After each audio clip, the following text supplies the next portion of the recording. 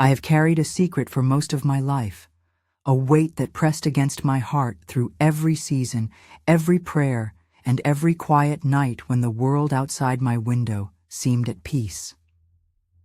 For me, silence was both a shield and a prison.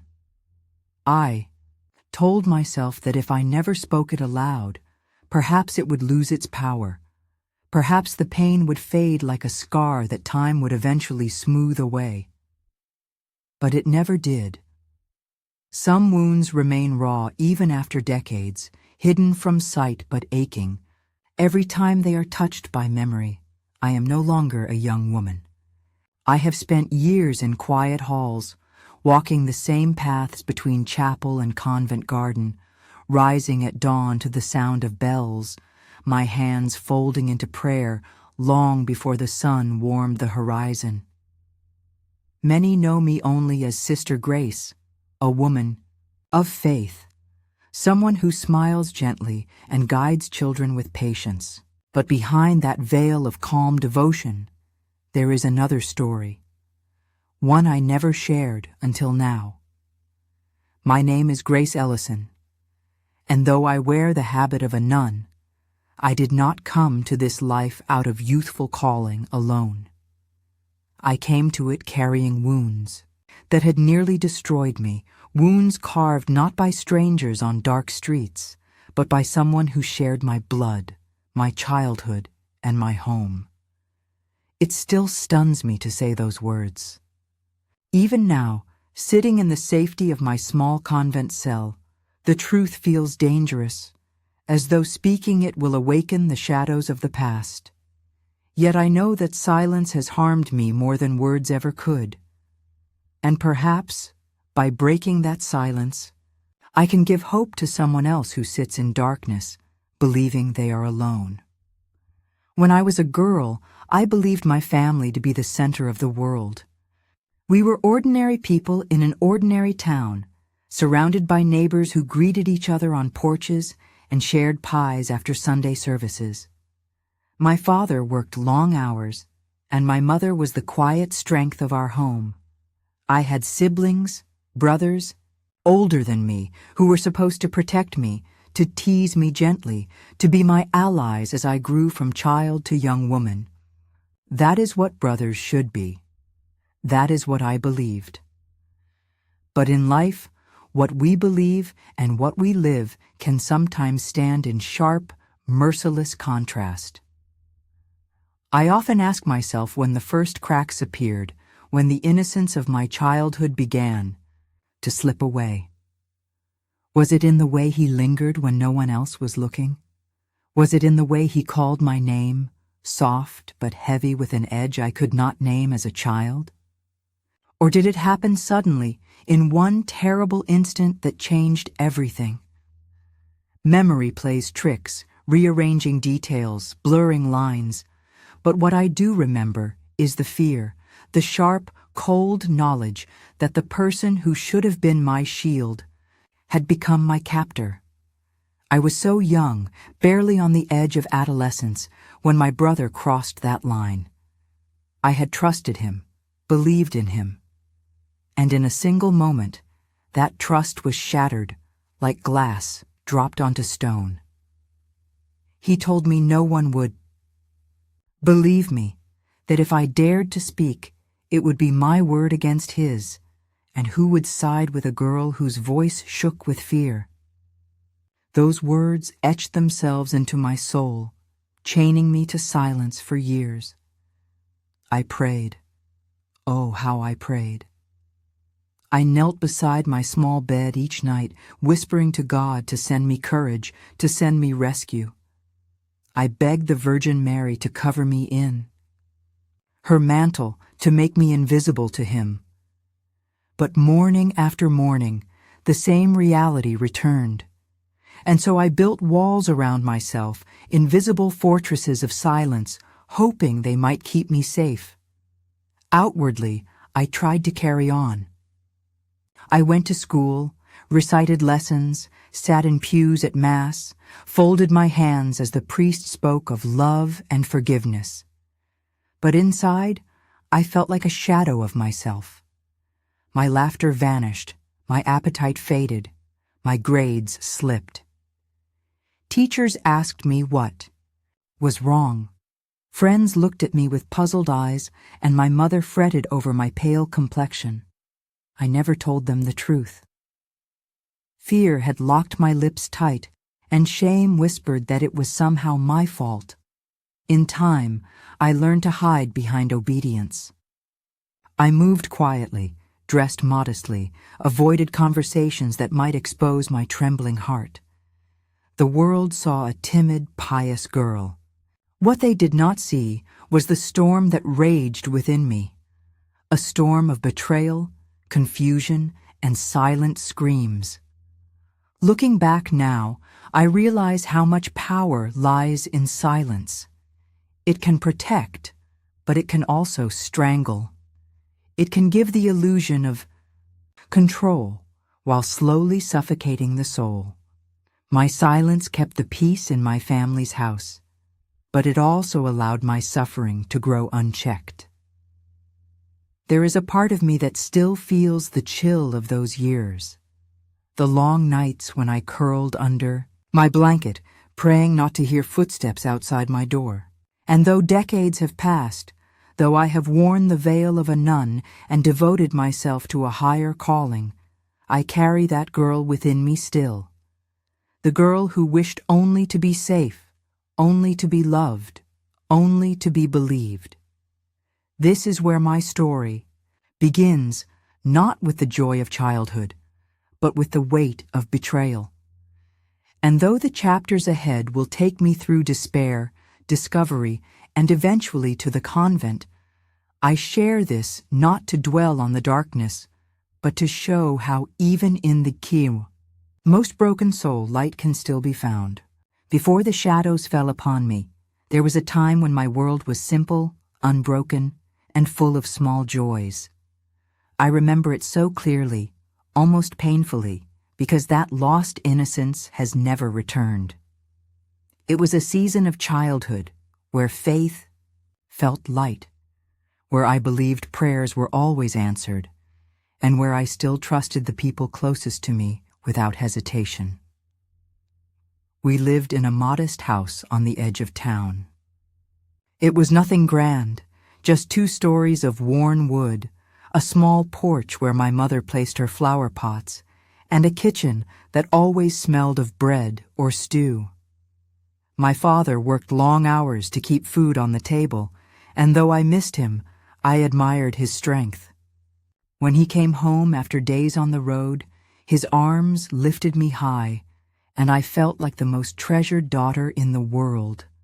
My mother, gentle but firm, stitched clothes late into the night by lamplight.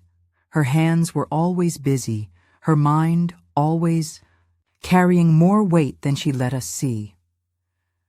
I was a child wrapped in ordinary routines. Mornings began with church bells in the distance, afternoons with chores, evenings with the rosary. Sundays meant Mass, and then long family meals where laughter floated over the table like music. My faith then was simple and unquestioning. I believed that goodness always triumphed, that the world was fair, that family was forever safe. I loved helping my mother in the kitchen, pressing my small hands into dough, feeling it rise under my palms. I loved reading hymns aloud, even when my voice cracked on the higher notes. I loved running through fields behind our house, the tall grass brushing against my dress, the sky above me endless and blue. Those were the pieces of innocence that later became treasures I clutched when everything else was torn away. And then there were my brothers. They were older than me, tall and strong, and in those early years I thought they were my guardians. I trailed after them in the yard, begged to be included in their games, and believed every playful nickname they gave me was proof of affection. My father often reminded them to look after your sister, and I thought that command was sacred. I had no reason to imagine otherwise. One brother in particular, the eldest, had a way of making me feel chosen.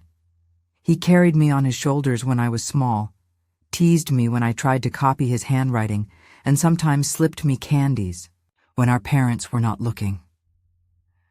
I thought of him as my protector, the one who would always stand between me and any harm. I could not have known then that his presence, once comforting, would one day become my greatest fear. It is painful to write these memories because they are wrapped in such innocence. To look back now, knowing what followed, feels like watching. The sun set on a beautiful day, aware that the night ahead will be long and cruel. And yet, those tender beginnings matter.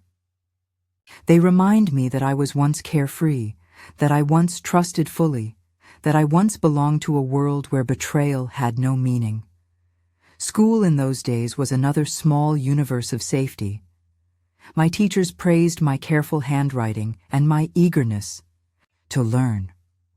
I loved the feel of chalk between my fingers, the smell of fresh ink, the thrill of opening a new book.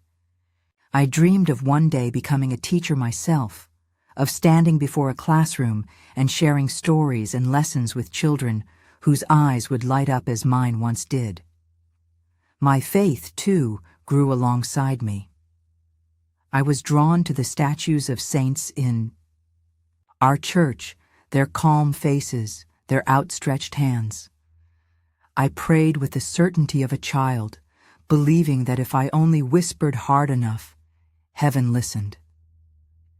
In those prayers, I never imagined asking for protection from my family. Why would I? Family was supposed to be safe.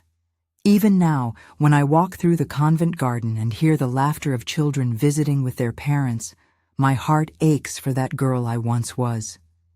She had no idea what waited beyond the bend of time, no sense of how fragile her world truly was. And perhaps that is why betrayal wounds so deeply, because it strikes not just at the body, but at the very foundation of trust we once believed unshakable. Sometimes, in quiet reflection, I picture myself at that age, kneeling in the pew, small hands folded, lips moving in whispered prayer. I see my face, bright and trusting, and I wish I could step back into that scene, take that little girl by the shoulders, and warn her. I wish I could tell her to hold on to her innocence tightly, because it was about to be stolen. But time does not bend backward for warnings. It only carries us forward, and for me, it carried me into the storm. The turning point was so subtle at first, I hardly recognized it. A lingering look, a comment about me growing up, a tone that felt different than before. The brother I once trusted began to change in ways my young heart could not yet define. At first, I brushed it away, convincing myself that I was imagining things. But in truth, it was the beginning of a shift, the first tremors before the earthquake. Sometimes wonder if God tried to prepare me, if those moments of unease were warnings whispered into my soul, or perhaps they were simply the first shadows creeping over a light that was about to be extinguished. Whatever they were, I did not understand them then. I only felt a growing discomfort that I could not explain to anyone, not even to myself. And so, while life on the surface continued, the meals, the chores, the hymns, the laughter, underneath, something had begun to unravel. My innocence still clothed me, but already the threads were loosening, already the fabric was weakening, and when it finally tore, it would not be in small pieces, but all at once, leaving me exposed in ways too cruel to imagine. Looking back, I realized that childhood innocence is not just about laughter or play. It is about trust. Once trust is broken, that innocence is gone forever. And in my case, it was not a stranger who broke it, but someone I loved. This is the memory I carry into the next chapter of my life, a chapter where innocence would no longer protect me, where faith would be tested beyond its limits, and where the brother I once adored would reveal himself not as guardian, but as destroyer. The shift from innocence to fear did not come with thunder or warning. It came quietly on an afternoon that seemed as ordinary as any other. I had been in the kitchen, rinsing dishes, the sound of water running in the sink, blending with the hum of cicadas outside. My mother had gone out to deliver sewing to a neighbor, and the house felt unusually still. I remember thinking how peaceful it was, unaware that in the next breath my life would fracture. I sensed him before I saw him. My eldest brother stepped into the kitchen, moving closer than he ever had before. There was something in his eyes I did not recognize, a heaviness that chilled me even in the warmth of that summer air. He spoke my name softly, but the tone was not familiar. It carried an edge that made my stomach twist.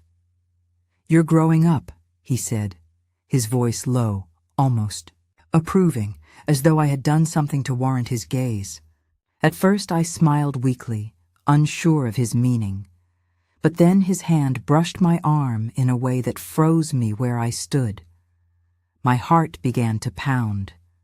I pulled away, trying to laugh it off, but the laugh died in my throat. He did not step back. He closed the space between us until I could smell the sweat of his shirt, feel the weight of his presence pressing against me. I whispered for him to stop. My voice trembled. My words clung to the air like fragile glass. But he only leaned closer, his shadow covering me. I wanted to run, but my body betrayed me. I stood stiff, trapped between the sink and his frame. And then he spoke the words that would bind me in silence for years. "No one will believe you." Those words were sharper than any hand laid upon me. They pierced me with fear more powerful than any lock. In that moment, I understood something that would govern the rest of my adolescence. He held not only power over my body, but also over my voice. If I spoke, I would be painted as a liar. If I screamed, I would be dismissed as hysterical.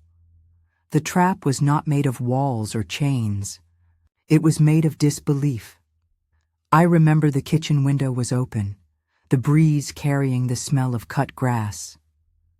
Somewhere outside, a neighbor's child was laughing, and that sound felt like a cruel reminder of the innocence I was losing. I wanted to grab onto it, to hold it inside me, but it slipped away as quickly as it came. When it ended, I slid to the floor, my body trembling, my tears blurring the tiles beneath me. I do not remember how long I stayed there, perhaps minutes, perhaps an hour. Time seemed to dissolve. What I do remember is the silence. He left without a word, without even looking back, as though what he had done was not worth acknowledgement. And I stayed curled on the cold kitchen floor, clutching myself, praying for it to be a nightmare from which I might still awaken. That night, I tried to tell myself it would never happen again. I convinced myself it had been a moment of madness, a mistake that would not be repeated. I clung to that hope the way a drowning child clings to driftwood. But deep down, I already knew. His eyes had told me more than his words ever could. This was not the end. It was the beginning. When my mother returned that evening, she looked at me closely, noticing the redness in my eyes. "Are you unwell?" she asked gently. I forced a smile and lied, saying I was tired, that the heat had given me a headache. She accepted my words, and in that acceptance, my silence took root. It was the first lie of many I would tell, not to deceive her, but to protect myself from a truth I could not bear to speak. That night I lay awake long after the rest of the house had quieted. Every creak of the floorboards, every whisper of wind at the shutters filled me with dread. I prayed harder than I ever had before, whispering Hail Marys until my lips ached, begging God to make it stop. I told myself that if I prayed enough, heaven would intervene, that angels would guard my door. But no angels came. Days passed, and outwardly, life seemed unchanged. My father continued his work, my mother her sewing, my brothers their daily routines. Yet within me, something had shattered. The girl who once laughed freely now moved carefully, her eyes always searching for escape. I began to wear looser clothes, not from fashion, but from desperation, as if fabric could shield me from his gaze.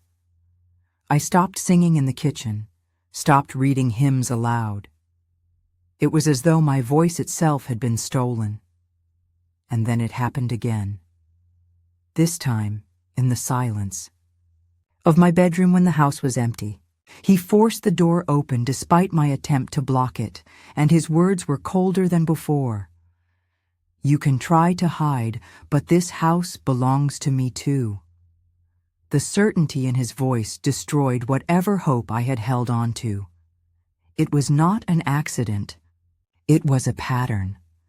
Afterward, I scrubbed my skin in the wash basin until it turned raw, as if water could erase his touch, as if pain could replace shame. But the shame remained, heavier than ever, wrapping around me like a cloak I could not remove. Told no one, not my mother, not my father, not the priest at confession. The fear of disbelief, the terror of blame, silenced me. At school, my teachers noticed the change. Grace, you've always been diligent, one said kindly. Why are you so distracted? Now? I lowered my head and murmured excuses. How could I tell them that my sanctuary, my family home, had become a prison? The hardest part was the betrayal of trust. Brothers are supposed to guard their sisters. They are supposed to protect, to stand against harm, not become the source of it. And when that bond is broken, it is not only safety that is lost, but the very idea of belonging. I felt like a stranger in my own house, a trespasser in my own skin. Looking back now, I see that moment, that first violation, as the crack in the glass through which all the light of my childhood began to escape. It was the wound that would fester in silence, the scar that would shape every choice I made afterward. And though I did not know it then, it was only the beginning of a darkness that would stretch for years until the day I finally broke free. After that second time, something inside me broke in a way that felt beyond repair. I no longer believed it was a passing nightmare that would end if I prayed hard enough. I realized then that I was trapped in a cycle, one I did not know how to escape. Each time the footsteps came, each time the door creaked open, the fear grew heavier until it seemed to swallow me whole. I tried to convince myself that if I stayed quiet, if I obeyed every rule, if I made myself invisible, perhaps he would leave me alone. So I hid in plain sight. I chose clothes that were shapeless and dull, garments that masked my growing body. I cut my hair shorter than other girls my age, trying to strip myself of anything that might draw attention. At the dinner table, I kept my eyes down, answered questions with one word, forced a smile when my parents looked my way. I became a shadow in my own home, but even shadows can be noticed by those who hunt them. The more I tried to disappear, the more determined he seemed to remind me that my silence gave him power. He knew exactly when my mother stepped out to run errands, exactly when my father's truck would not return until late. It was as though he studied the house like a map, plotting moments where I could not hide. Sometimes he would whisper threats while I washed dishes or stand too close while I folded laundry. His very presence became a constant reminder that I was never safe. School, once a refuge, became another place where silence ruled me. I used to love raising my hand, answering questions with confidence. Now I sat in the back, eyes heavy with sleepless nights, unable to concentrate. My grades slipped. Teachers pulled me aside, their brows furrowed with concern. "Grace, what has happened to you? You used to shine in class." I mumbled excuses about headaches, about being tired. How could I explain that my exhaustion came from fighting invisible battles no one could see? I longed to tell someone, anyone, but Robert's words haunted me. No one will believe you. And in the twisted cruelty of it all, he was right. Who would believe that the same brother who fetched water for my mother, who helped my father repair fences, could commit such things? Who would believe a trembling girl who barely spoke anymore?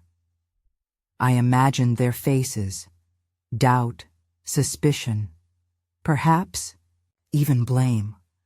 And so I locked the truth inside, burying it deeper each day. At night, I prayed until my knees ached.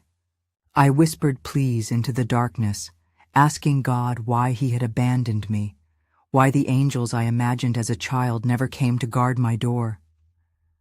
I began to wonder if I was being punished, if I had done something wrong to deserve it. That thought tormented me more than anything else, the belief that perhaps I was the cause of my own suffering. The cycle ate away at me. My appetite vanished. I pushed food around my plate until my mother's eyes narrowed with worry. "You're fading away," she told me one evening, placing her hand on my forehead as though checking for fever. I wanted to collapse into her arms to cry out the truth, but fear held me silent. Instead, I forced a bite into my mouth and nodded weakly. "I'm fine, Mama. Just tired." There were nights when I thought of running away. I would stare out the small bedroom window at the empty road stretching into darkness and imagine my feet carrying me toward freedom. But where would I go? I was a child with no money, no plan, and nowhere to belong. Running away felt impossible, and so I stayed, trapped.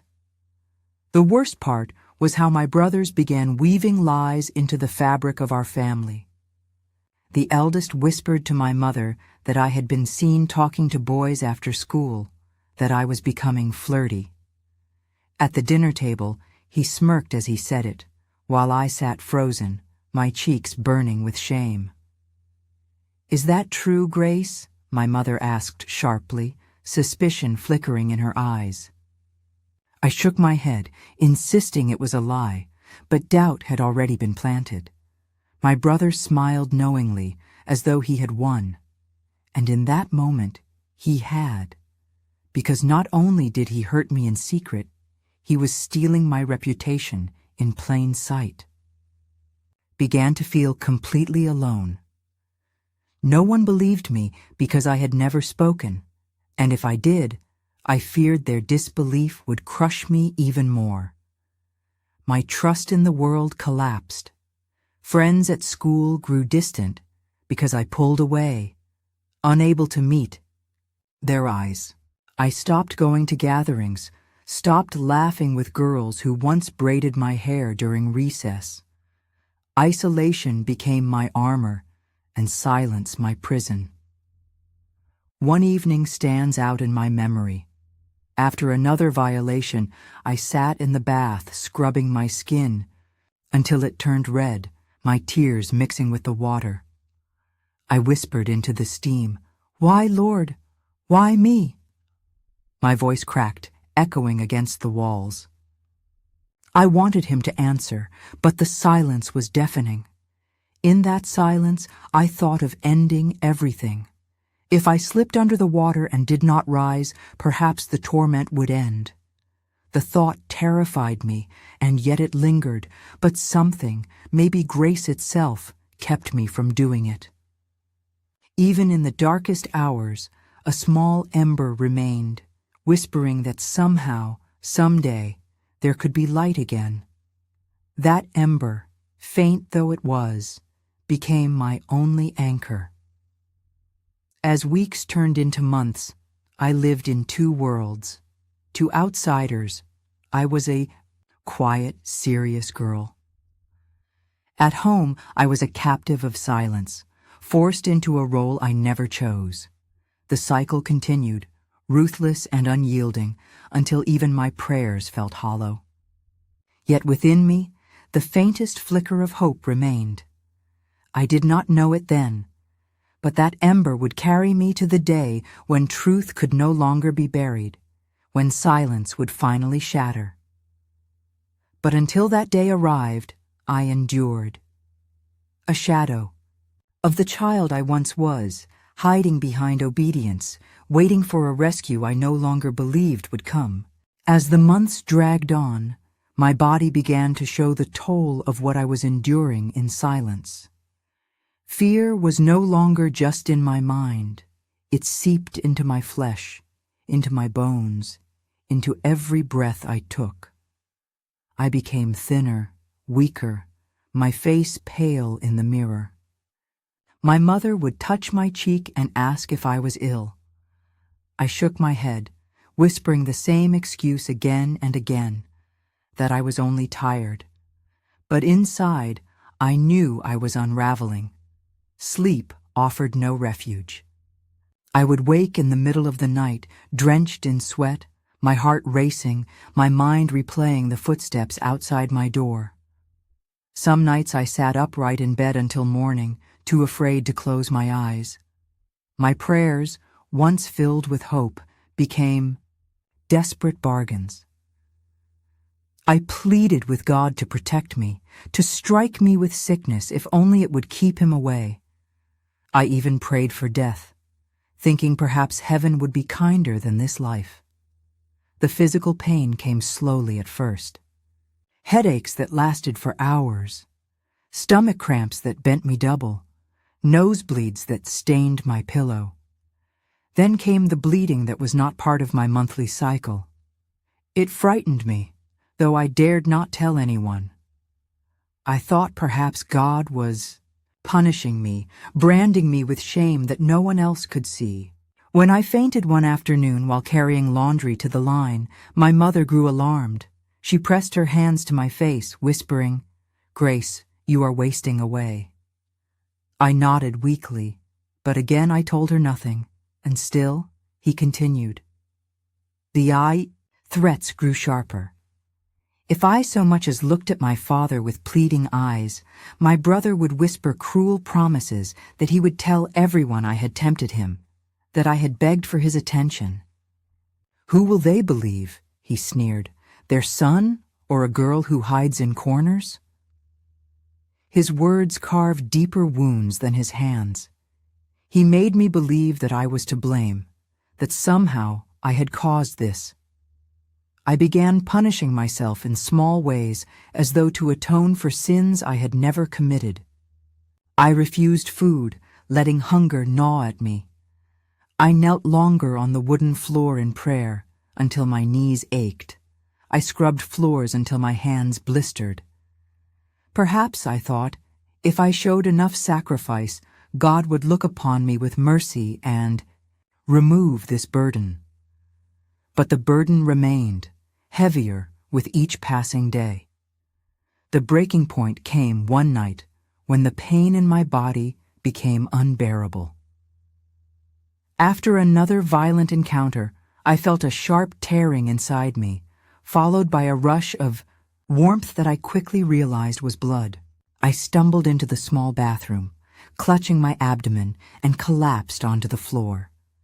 The sight of red spreading beneath me made my vision swim. My lips whispered prayers I could barely form, my hands trembling as I tried to clean myself, but the blood kept coming. I thought I was dying. For a moment, I welcomed it, At least the torment would end. I lay there, my cheek pressed against the cold tile, waiting for my soul to leave my body. But death did not come. Only darkness, as I fainted in exhaustion. When I awoke, my brother stood over me, his face pale, his eyes wide with panic. For the first time, I saw fear in him, not for me, but for himself. He called for the others, and soon the three of them were huddled around me, whispering frantic plans. "We cannot let anyone know," the eldest said sharply. "If she dies, we will say she fell. If she lives, she will keep quiet. She has no choice." They carried me to my bed, laid me down, and cleaned the bathroom as though nothing had happened. I was too weak to resist, too weak even to cry. The shame was overwhelming, but the pain was worse. Every breath felt heavy, every heartbeat uncertain. I closed my eyes and prayed not for life, but for rescue. I begged God to intervene in any way, even if it meant my last breath. And then, in what I can only describe as providence, my father returned home earlier than expected. He was meant to be away for another day, but he walked into my room that night, ready to kiss his daughter good night. Instead, he found me pale, trembling, and lying in blood-stained sheets. I remember his voice breaking as he cried out my name, his hands shaking me gently. "Grace, my child, what has happened to you?" I wanted to tell him everything in that moment. The words rose in my throat, but my strength failed me. My lips formed only two desperate words: "Help me." Then darkness closed in again. I awoke.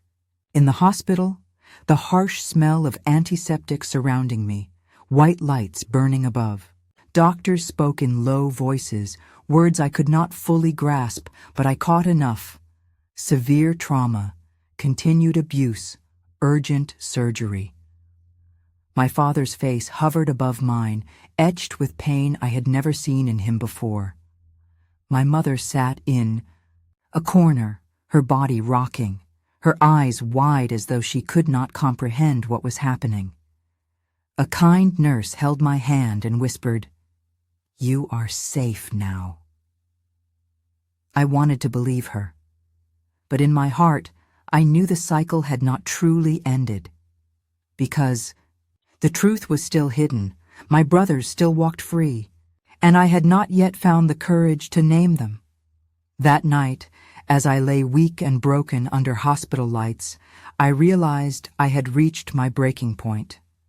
Silence had nearly killed me, and though it would take time, though fear would still hold me captive for a while longer, a part of me began to understand that I could not endure this forever. Something had to change. When I left the hospital, my body was stitched back together, but my spirit felt as though it had been left in fragments. The doctors had spoken in careful tones, urging my parents to watch over me closely, saying that what they had treated was not ordinary illness, but damage that should never happen to a girl my age. Their eyes lingered on me with a kind of sorrow I did not understand then, but would come to understand all too well. At home, silence spread like fog over our household. My father rarely spoke, his face hardened into a mask I could not read. My mother moved about the kitchen quietly, her hands shaking when she poured tea, her eyes always downcast. And my brothers, those who had wounded me, walked through the house as though nothing had changed, their voices loud, their laughter forced. To the outside world, we appeared the same family we had always been. But inside, I lived with fear, in every breath. And then, in the weeks that followed, I noticed something new, something that terrified me more than the nights themselves. My body began to change in ways I could not explain. My monthly cycle stopped, though it had always been regular. My stomach felt unsettled in the mornings, twisting with nausea until I could barely force down food. At first, I thought it was weakness from the hospital stay. But when I missed another cycle, dread seeped into my bones. I was too young to fully understand, but I knew enough. Whispers I had overheard from older girls at school, fragments of lessons half explained by teachers, sudden warnings from my mother about becoming a woman. All of those hints gathered into a single crushing realization. I was carrying life inside me. A life created not from love, not from marriage, not from safety, but from violence. The weight of that knowledge crushed me. I remember locking myself in the small bathroom, staring at my reflection in the cracked mirror. My face looked gaunt, my eyes hollow, but it was my hands trembling over my abdomen that broke me. I whispered to myself, "No, God, please, no. Not this." Tears streamed down my cheeks until I could no longer see. My brother must have noticed before anyone else, for his threats grew sharper. One evening he cornered me in the hallway, his words seething with venom. "If they find out, it's your fault. Do you hear me? Yours. They'll blame you. They'll throw you out, call you wicked, and you'll have nowhere to go." His voice hissed like a serpent, pressing fear deeper into my heart. I believed him. I was already seen as fragile, already doubted. Who would side with me against him? But lies cannot hide forever. My sickness grew harder to disguise. I vomited at the dinner table one night, rushing away as my parents stared after me. My mother's eyes narrowed with suspicion, while my father's face filled with worry. Days later, when my dress grew tighter around the waist, there was no denying it.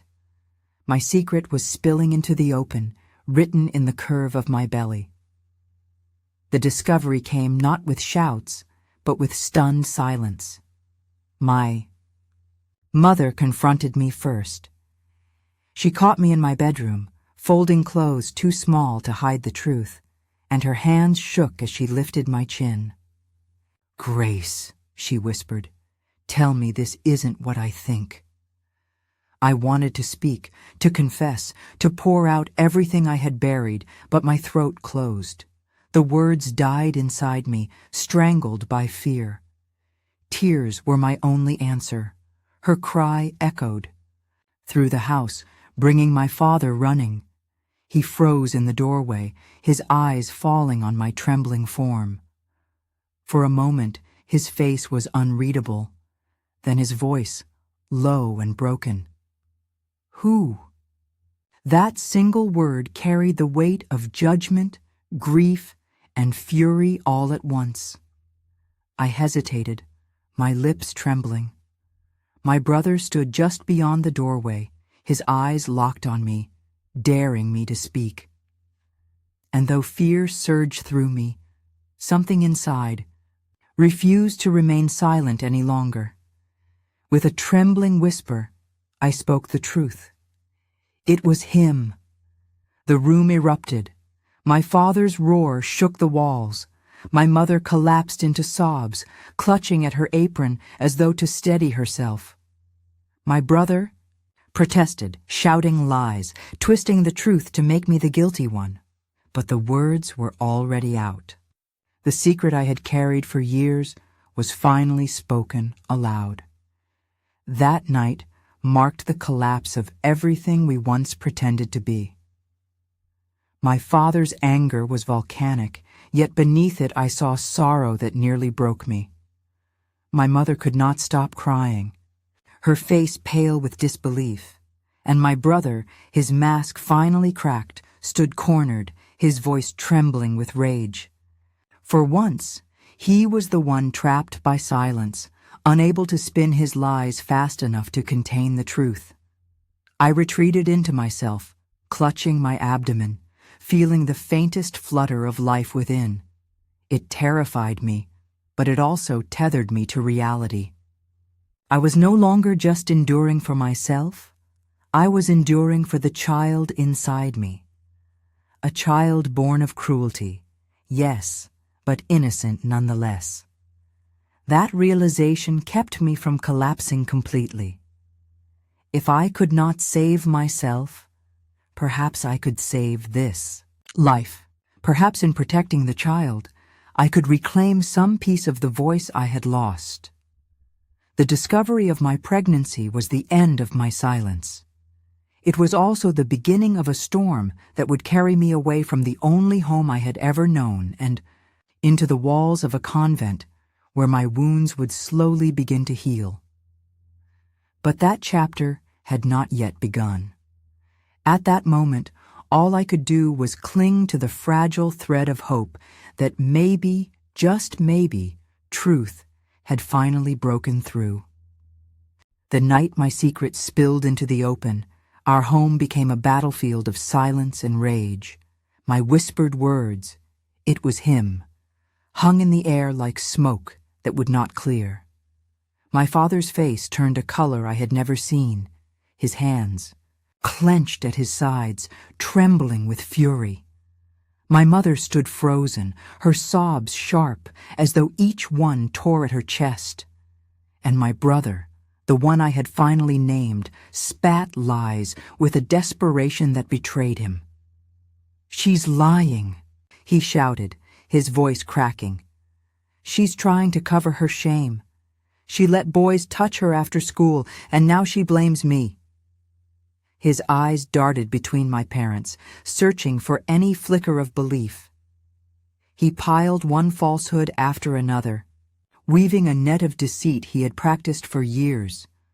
But for once, I saw something change in my father's eyes. He looked at me, at my trembling frame, at the tears streaking my cheeks, and I think he knew. A father knows his child's truth. He had ignored the signs before, perhaps blinded by trust, perhaps unwilling to see. But now the evidence was written, in my body. The child growing within me was undeniable. My mother, though, clung to denial. She shook her head furiously, her apron twisted in her hands. "No, no, this cannot be. Brothers do not do such things. This is madness." She turned to me, her eyes wild. "Tell me you are lying, Grace. Tell me it was not him." Her plea pierced me more deeply than his threats ever had. I wanted to comfort her, to ease the storm raging in her heart, but to lie again would be to destroy myself completely. I lowered my gaze and whispered, "I wish it were not true. But it is." The silence that followed felt endless. My father stepped forward, his voice low, trembling with barely contained rage. "Get out of my sight," he told my eldest son. "Before I do something I cannot undo." My brother protested, shouting that I was ruining the family, that I was possessed by wickedness. But my father roared, a sound so raw it shook the walls. "Enough!" For the first time, fear flashed across my brother's face. He stumbled back, his lies crumbling under the weight of truth. That night shattered the false peace our family had clung to for so long. My mother wept until dawn, torn between her children, unable to reconcile the truth with her denial. My father paced the floor, his hands running through his hair, muttering prayers between curses, and I lay, curled in bed, holding my belly, knowing that nothing would ever be the same again. The days that followed were filled with whispers and closed doors. Neighbors noticed the tension, though they did not yet know the cause. My father stopped, going to work, his eyes hollow from sleepless nights. My mother barely spoke to me, her love clouded by confusion and disbelief. And my brother, once so confident, moved like a caged animal, snapping at anyone who looked his way. The lies began to unravel quickly.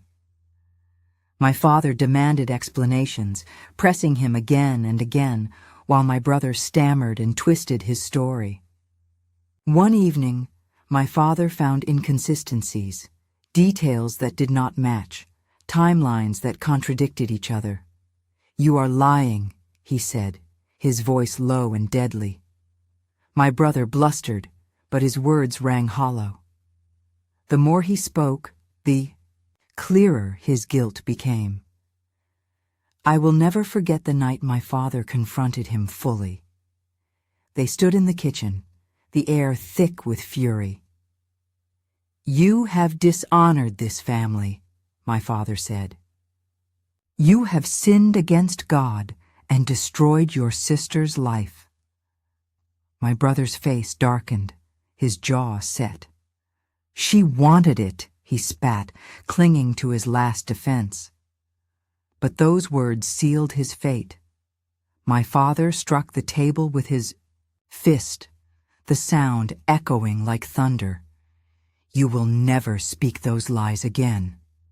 In that moment, I felt a strange mixture of fear and relief. Fear, because the storm in our house had reached its breaking point. Relief, because at last, someone else spoke truth aloud. The lies that had bound me for years were collapsing under their own weight. Yet even as the walls of deceit crumbled, the cost was unbearable. My mother could not bring herself to look at me without tears. My father's love, though fierce, was wrapped in sorrow and shame. And I felt hollow, as though every secret ripped from my chest left me emptier than before. One evening, I sat in the quiet of my room, the candle burning low. I placed my hands over my stomach, feeling the faint stirrings of the child within. The realization struck me with both terror and wonder. Inside me grew life, innocent and unaware of the pain that had conceived it. I whispered to the child, "You are not guilty. You are not him. You are mine." Tears fell onto my hands, but for the first time, they were not only tears of grief. There was a spark of something else. Resolve. The collapse of lies tore my family apart, but it also planted the seed of escape. The truth, once spoken, could not be silenced again. My father, for all his anguish, began to speak with our parish priest about what to do. My mother, though broken, clung to the hope that perhaps sending me away would protect me. And I, fragile as I was, began to glimpse a path beyond these walls, beyond this prison of pain. The night I heard my father whisper to my mother that the convent might take me in, I felt both fear and relief. Fear of leaving the only home I had known. Relief that perhaps, finally, I would be safe. But I also knew this. Once I stepped beyond that threshold, I would never return the same. My childhood was gone. My family was fractured. And the lies that once held me captive had collapsed into dust. The days after the truth was spoken felt like walking across shattered glass. Every step cut deeper. My father's face carried the weight of fury and shame, his hands trembling when he tried to comfort me. My mother, though she had loved me fiercely as a child, seemed broken in half, torn between denial and sorrow. And my brother. He lurked in the corners of the house like a shadow, his lies finally stripped bare, but his presence still poisoning the air I breathed.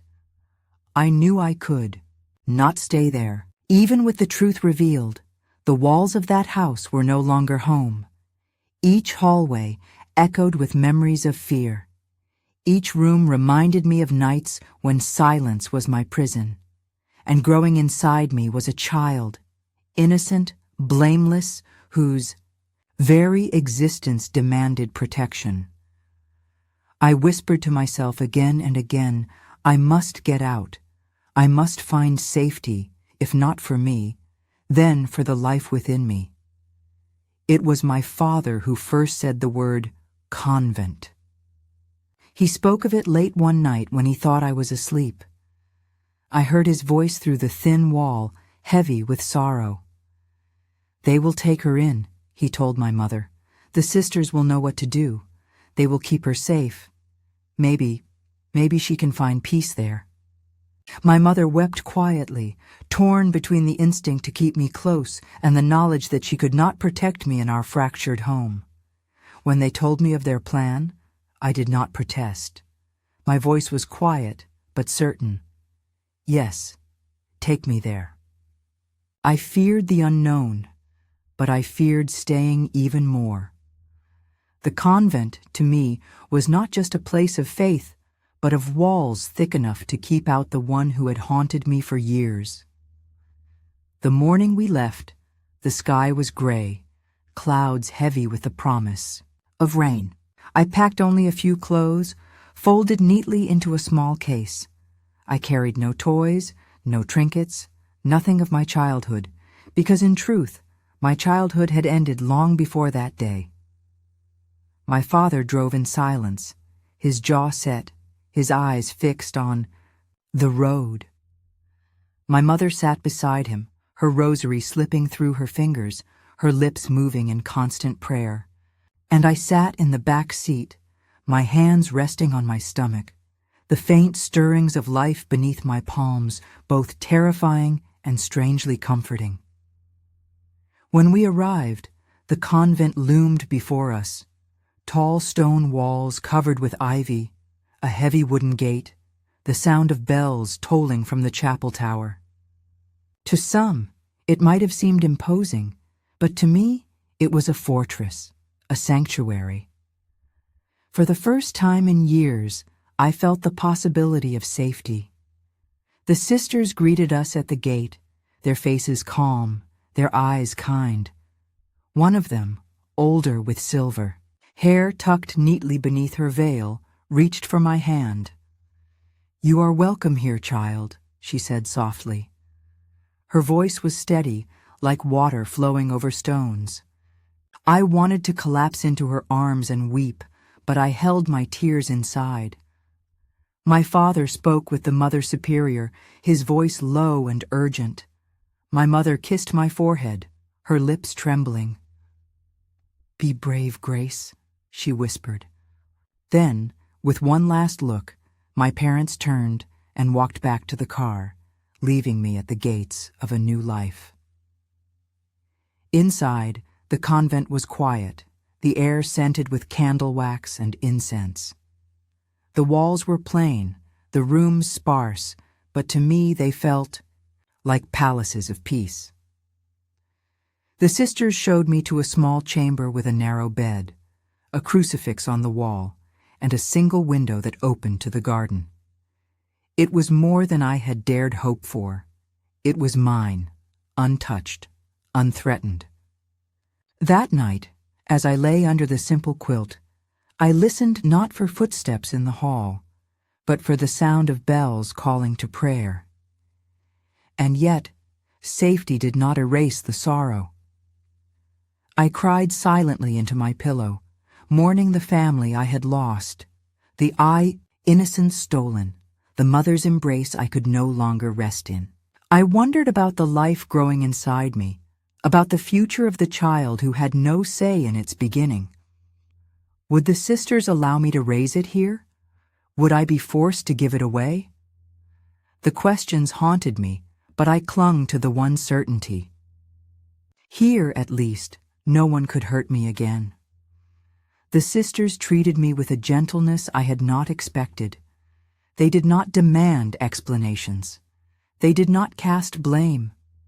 They simply gave me work to do, prayers to say, meals to eat. They gave me routine, and routine gave me breath. In their silence, I found healing. In their prayers, I found the faintest spark of faith returning to me. One evening, as I walked through the garden, the older sister who had first taken my hand approached me. She placed her palm gently over my stomach and looked into my eyes. "This child," she said, "is not a curse. It is life, and life, no matter how it begins, is always a gift from God." Her words pierced me, because for the first time someone spoke of my unborn child without judgment, without shame. Tears rolled down my face, and she simply held me, letting me weep until I had no more strength. The convent became not only my refuge, but my beginning, the place where silence was no longer forced, but chosen, where my voice, though still trembling, could whisper prayers without fear. And though I did not yet know what path awaited me, I understood this much. I was safe, as the days turned into weeks, and weeks into months. The storm I had carried inside me began to calm. The scars remained, but the wound was no longer fresh. And with every toll of the chapel bells, with every psalm sung in unison, I began to imagine a future where my life was not defined by what had been done to me, but by what I chose to become. The gates that had closed behind me that morning had shut out more than just my past.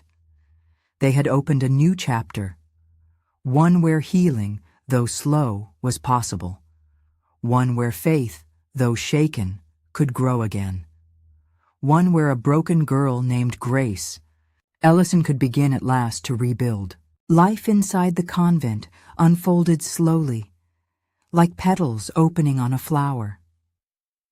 At first, I felt like an intruder, a wounded soul trying to blend in among women who seemed whole, serene, and certain of their faith. But the sisters never treated me as less. They gave me tasks that were simple: sweeping hallways, tending the garden, kneading bread in the kitchen. The rhythm of daily work wrapped around me like a blanket. For the first time in years, I felt a sense of order, a life where the hours belonged to prayer instead of fear. When my child was born, the world shifted once again. The sisters stood by me in those long hours of labor, whispering prayers, holding my hands when the pain nearly broke me. And then suddenly there was a cry, sharp, piercing, alive. I looked down at the tiny face, eyes tightly shut, fists curled, skin still warm from the struggle of entering the world. I wept, not just from exhaustion, but from a flood of feelings I could not name. Fear, love, grief, hope. The sisters did not speak of sin or shame. They simply wrapped the child in a blanket and placed him against my chest. "He is innocent," one whispered, and in that moment, I believed her. Whatever darkness had conceived him, he himself was light. My child became a reason to breathe. Again, a reason to rise each morning, even when sorrow tried to pull me back into silence. The convent made arrangements for his care. Some whispered that adoption might be the path, that perhaps another family would raise him with stability I could not offer as a young woman entering religious life. But the sisters gave me time to hold him, to sing to him softly in the night, to let my tears fall onto his small forehead as I whispered, "You are not your father's sin. You are mine to love." Even as I nursed him, even as I cradled him, I began to feel another calling rise within me. I would walk past the chapel and hear hymns echoing against stone walls, voices rising together like one heartbeat. I would kneel and feel a stirring deep inside, an invitation, a whisper that my life could be more than what had been taken from me, that God, who had seemed silent for so long, had been beside me even in the darkest rooms. Slowly, painfully, I began to believe again.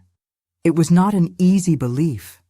I wrestled with questions that clung to me like shadows. Why had God allowed my suffering? Why had He not stopped my brother? Why had He let me carry a child born of cruelty? There were no simple answers, but the sisters taught me that faith is not the absence of questions. Faith is choosing to stand in the light even while the questions remain. In time, I felt a certainty that I wanted to dedicate my life to this light, to the God who had carried me through, to the Christ who had wept with me in secret when no one else heard. When I spoke of it to the Mother Superior, she smiled gently. "Grace," she said, "sometimes God calls His strongest servants from the deepest wounds. If you choose this path, your scars will not disqualify you. They will make your service more real, more compassionate." So I began my formation, the long process of becoming a sister. I rose at dawn for prayers, learned the Psalms by heart, memorized scriptures until their words felt stitched into my skin.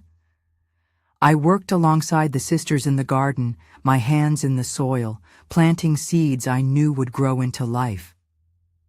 Each seed became a symbol for me that even when buried in darkness, life can push upward toward the sun. The day of my first vows arrived with the tolling of bells. I stood at the altar in a simple white dress, my child safe in the arms of a kindly couple who had promised to raise him within the faith. My heart ached as I watched him, his tiny hand reaching out as though searching for me. But I whispered to him silently, "You will never be unloved. Not by me, not by God."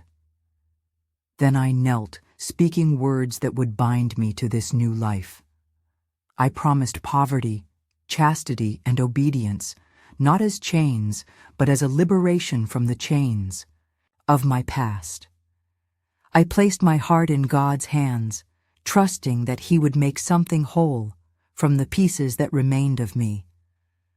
When I rose, the sisters embraced me. They called me Sister Grace, and for the first time, the name did not feel like a disguise. It felt like a beginning. From that day forward, I carried both grief and hope together.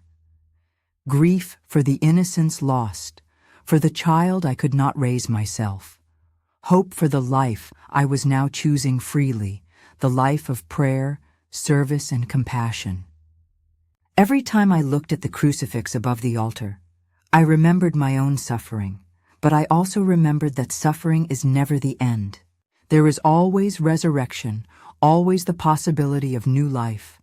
The convent walls that once felt like a fortress became a home. The bells that once startled me became music. The prayers that once tasted of desperation became a song of healing. And though I still carried scars unseen, I began to see them not as marks of shame, but as proof of survival. I was no longer just the girl who had been silenced. I was Sister Grace Ellison, a woman who had been broken, but who now chose to live, as a vessel of faith, a servant of love, and a survivor who refused to be defined by her wounds. Years have passed since I first walked through the gates of the convent. Seasons have come and gone, bells have tolled thousands of times, and the once broken girl I was has grown into a woman who has learned the strength of silence, the power of truth, and the miracle of survival. My hair has turned silver, my hands are lined with age, but my spirit, though scarred, has found peace. I often walk the convent garden at dawn, watching the sun stretch across the earth, the flowers lifting their faces toward the light. In those quiet moments, I reflect on how far I have come. There was a time when I believed I would never escape, when I thought shame and fear would suffocate me forever. Yet here I stand, decades later, clothed not in despair, but in the vows I once made at the altar. the child I bore all those years. Ego is grown now. Though I was not the one to raise him, I know he has been surrounded by love. The couple who took him in were faithful and kind, and they never shut me out completely. Letters came, carefully worded, telling me of his milestones, his first steps, his first words, his schooling, his quiet and thoughtful nature. I prayed for him each day, whispering his name into the chapel air, entrusting him to God's hands when I could not be there myself. And in time, I found peace in knowing that though his beginning was shadowed, his life became light. As for me, my life became one of service.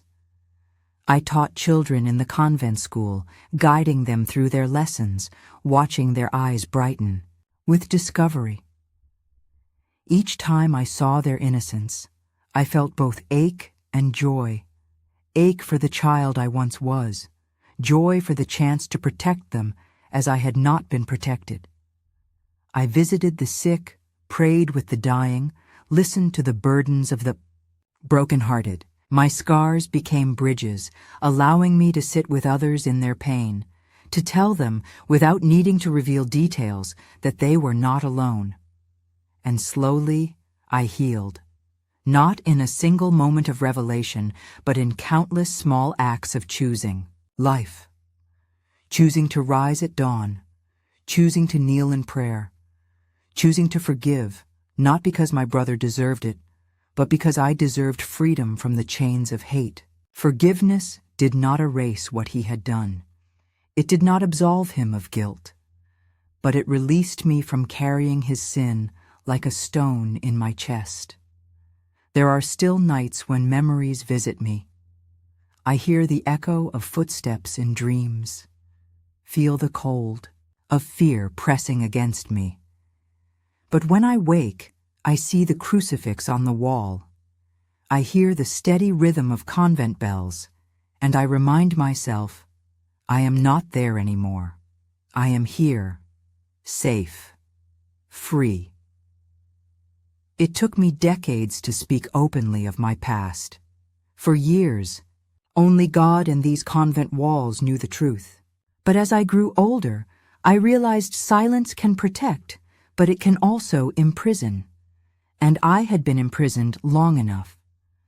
So today, as I share this with you, I do so not to reopen wounds, but to show that healing is possible, that even from the deepest betrayal, a life can rise. My name is Sister Grace Ellison. I was once a frightened girl, silenced by fear, broken by those who should have protected me. I carried a child born of violence. I carried scars no one could see, and for a long time, I carried shame that was never mine to bear. But I am also a woman who found refuge, who made vows, who learned that God's silence was not absence, but patience, waiting for the day I would lift my voice again. To anyone who hears my story and feels their own pain reflected in it, I want to say this: you are not alone. What happened to you does not define you. The silence you carry does not have to last forever. There is light even if you cannot yet see it. There is hope even if it feels faint. There is healing even if the scars remain. I once believed my life ended in that house, in those years of torment. But I was wrong. My life began when I stepped through the gates of the convent, when I chose faith over fear, truth over silence, light over darkness. And now, after all these years, I can finally say the words I never thought I would be able to speak. I am free.